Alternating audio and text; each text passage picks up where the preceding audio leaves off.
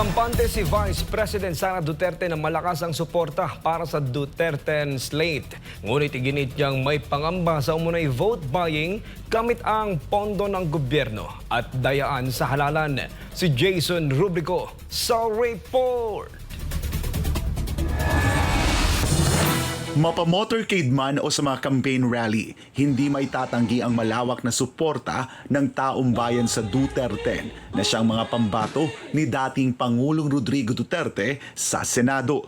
Ayon kay Vice President Sara Duterte, kampante siya na matatag ang suporta para sa Duterte slate. Ngunit sa kabila ng mainit na pagtanggap ng publiko, ipinunto ng Vice Presidente ang posibilidad ng dayaan at vote buying na aniyay malinaw na banta sa patas na halalan. Well, as with any elections, hindi namin alam kung ano talaga yung results.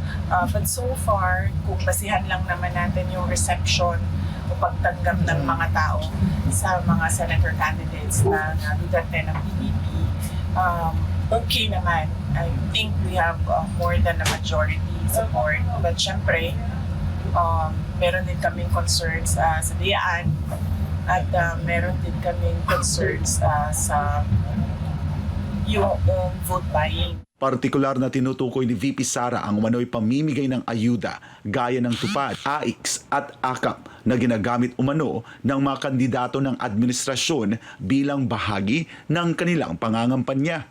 Kasi naririnig namin ngayon na yung mga local candidates ng administration ay meron daw mga tupad and AIX and AKAP budget na pinamimigay. In fact, dito sa Zamboanga City, ang bali-balita ay 4 times a day namimigay ng AKAP.